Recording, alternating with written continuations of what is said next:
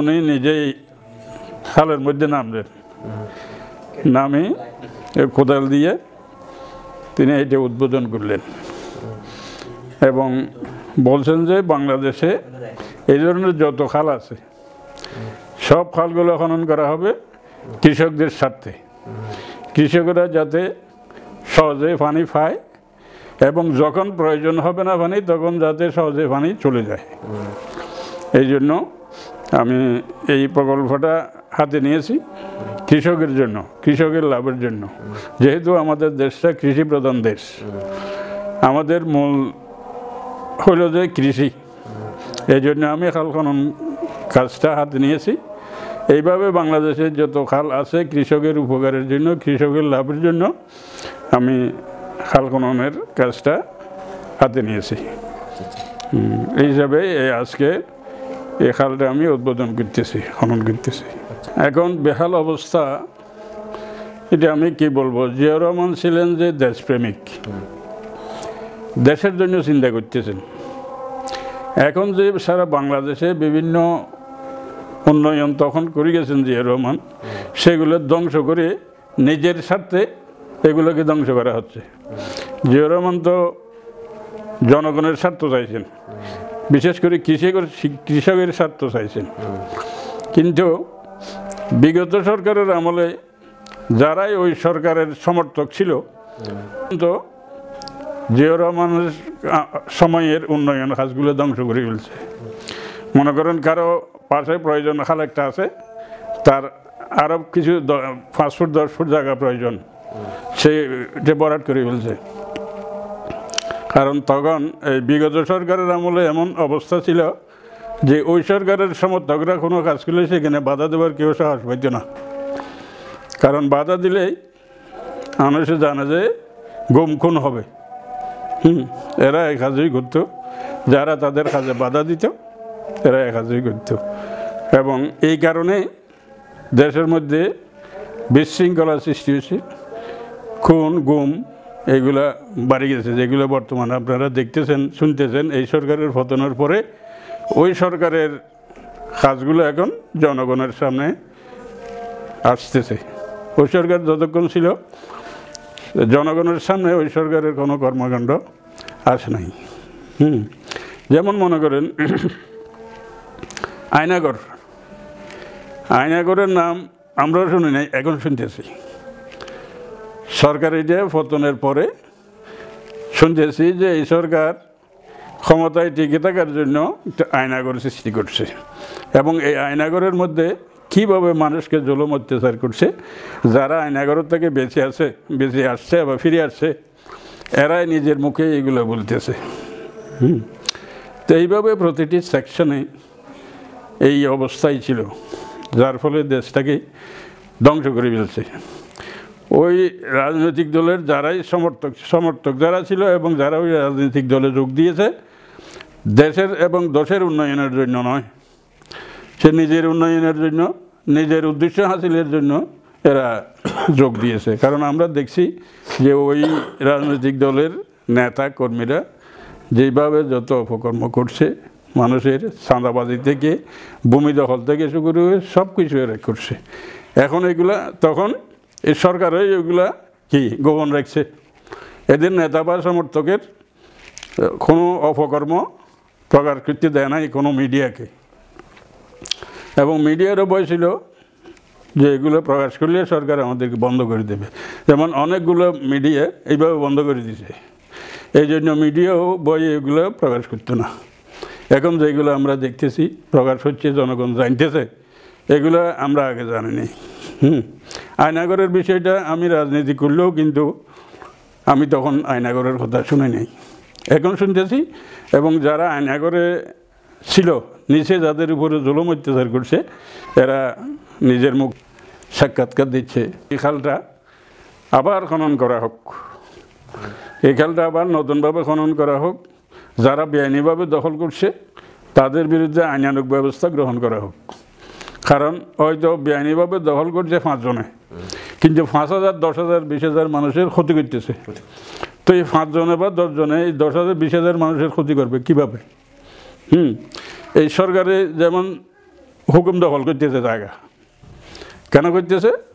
দেশের মানুষের উপকারের জন্য, পুরো দেশের মানুষের উপকারের জন্য 2 জন বা 5 জনের জায়গা হুকুম দখল করতেছে।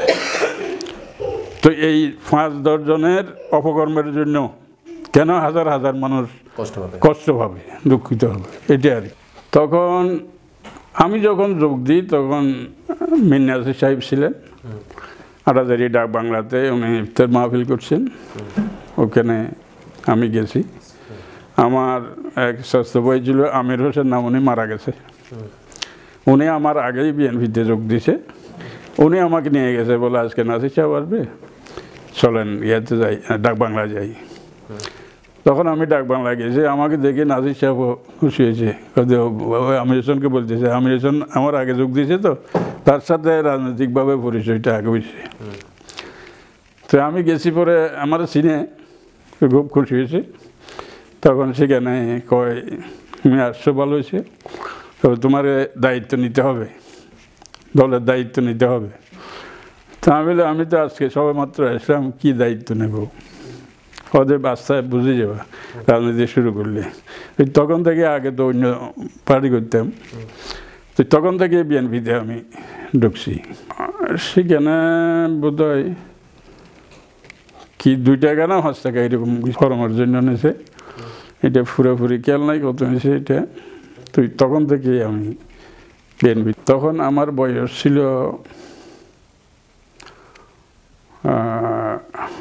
আশি, ধরেন এখন যদি 70 হয় তখন 30 এরকম হবে। বর্তমানে যেই রাজনীতি চলতেছে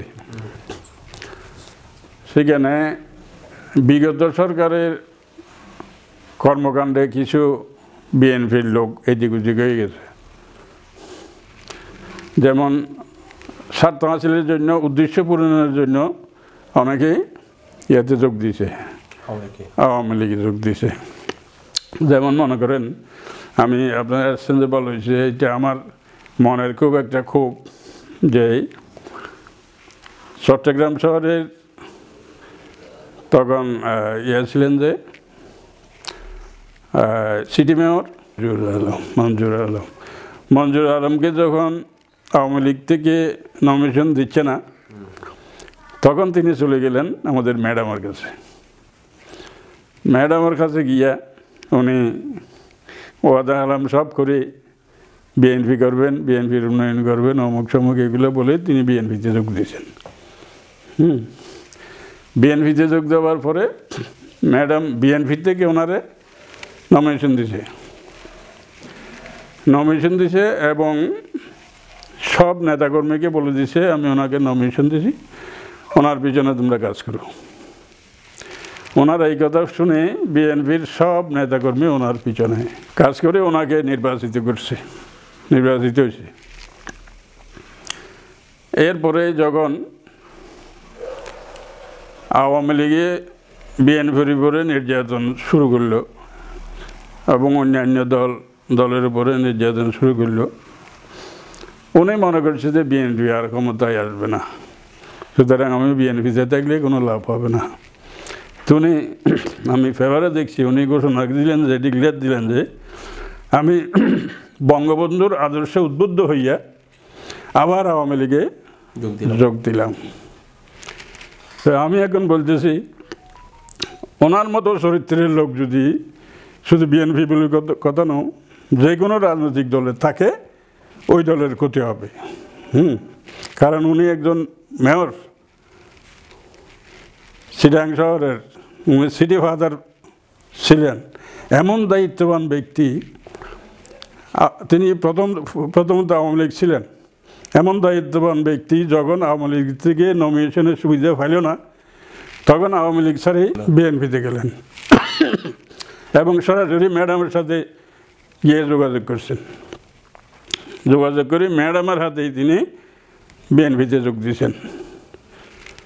তো বিএনপিতে যখন উনি যোগ দিয়েছেন, তখন আমাদের ম্যাডাম অর্ডার দিল সব নেতাকর্মীকে যে তোমরা ওনার পিছনে কাজ করো। ওনাকে আমি নমিনেশন দিয়েছি বিএনপির থেকে। তখন সবাই ওনার পিছনে যাবাই বলল এবং ওনাকে উইন করলো, মেয়র হইল।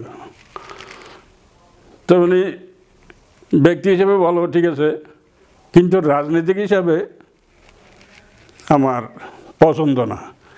এই ধরনের লোক শুধু উনি না, যদি অন্য লোকও থাকে, এদের দ্বারাই ওই পার্টির ক্ষতি হবে, যেই পার্টি হবে হোক। কারণ ওই ধরনের লোক নিজের উদ্দেশ্য হাসিলের জন্য রাজনীতি করে, পরিবর্তন করে। যেগুলো দল পরিবর্তন করে, এরা নিজের উদ্দেশ্য হাসিলের জন্য দল পরিবর্তন করে। যেমন আমাকেও অনেক অফার দেওয়া হয়েছিল আগে, আমার বন্ধু যারা আওয়ামী লীগ করে, এরা আমাকে অনেক অফার দিয়েছিল যে তোমাকে জেলাতে নেতা করে দেব। তো আমি বলি যে না, আমি তো শহীদ জিয়ার আদর্শের প্রতি আকৃষ্ট হইয়া বিএনপি করতেছি, আমি নেতা হওয়ার জন্য আওয়ামী লীগ বিএনপি করতেছি না। সুতরাং আমি নেতা হওয়ার জন্য আওয়ামী লীগে যাবো কেন?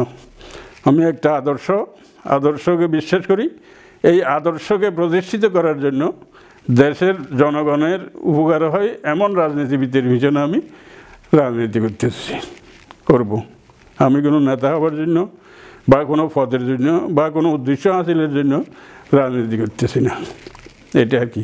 তো ওই কথাটা আমার অনেক দিন ধরে আমাকে হিট করতেছিল, ওই মেয়র সাহেবের কথাটা। এই জন্য আজকে আপনাদেরকে পাইছি, জিনিসটা আমি বলতে পারলাম, আপনারা আমার এই কথাটা তুলে দেবেন। যারা নতুন আসতেছে, আমি মনে করি তারা বিএনপির আদর্শে উদ্বুদ্ধ হইয়া বিএনপিতে আসতেছে। কারণ বিএনপিতে এমন কোনো সন্ত্রাসী নাই যে এখনো পর্যন্ত সন্ত্রাসী হিসাবে চিহ্নিত হচ্ছে। হ্যাঁ, যেমন আমি দীর্ঘদিন সেক্রেটারি ছিলাম আড়াজারিতে, ইনুস মাস্টার সভাপতি ছিলেন। ওনার মৃত্যুর পরে সভাপতির দায়িত্বটা আবার আমার উপরে এসেছিল। এরপরে যখন পৌরসভা হলো, তখন আমাকে ফজু সাহেব আমাকে পৌর বিএনপির আহ্বায়ক করলেন। তো এখন আহ্বায়ক করছে সত্য, কিন্তু আমি নিজকে এমনভাবে কন্ট্রোল করেছি যে যাতে কেউ বলতে না পারে যে আওয়ামী লীগের সভাপতি বা সেক্রেটারি এই অন্যায় কাজটা করছে। যেহেতু আমি একজন শিক্ষক, আমার ভালোটা প্রকাশ হওয়ার আগে খারাপটা প্রকাশ হয়ে পড়বে বেশি। এই জন্য আমি নিজকে যখন সেক্রেটারি ছিলাম, যখন সভাপতি ছিলাম, তখন নিজে খুব একটা কন্ট্রোল করে রেখেছি। এবং আমি একটু রাজনীতির মঞ্চে বেশিক্ষণ কথা বলতাম, বক্তব্য রাখতাম বেশি। এই জন্য অন্যান্য দল আমার প্রতি একটু আকৃষ্ট হয়েছে। যেমন ধরেন লোকাল নির্বাচনে যখন মেম্বার চেয়ারম্যানের নির্বাচন শুরু হয়, তখন সবাই আমাদের সাথে যোগাযোগ করে। তো আমি তাদেরকে বলি যে আমি তো বিএনপি করি, তো বিএনপির কোনো প্রার্থী থাকলে বা আমি কথা বলবো, বা আমি অন্য কারো পক্ষে কথা বলতে পারবো না, এটা আমার আদর্শ না, রাজনৈতিক আদর্শ না, এইটাই। তো এখন সামনে হয়তো আশা করতেছি আবার বিএনপি আসবে, দেশের উন্নয়ন হবে এবং গরিব দুঃখী মানুষের উন্নয়ন করবে, কৃষকের উন্নয়ন হবে। কারণ বিএনপিতে এমন কোনো সন্ত্রাসী নাই যার নাম শুনলে মানুষ ভয় পায়। যেমন বিগত সরকারের আমলে যে নেতা ছিল, অনেকগুলো নেতা ছিল যাদের নাম শুনলে ভয় পায়, মানুষ ভয় পায়। তো বিএনপিতে এই ধরনের কোনো সন্ত্রাসী নেতা নাই, এখনো হয় নাই। এবং বিশেষ করে তারেক রহমান সাহেব এটা এখন বারবার বলতেছে, আপনারা সাবধান, আপনাদের চলাফেরা কথাবার্তা খুব সাবধানে বলবেন।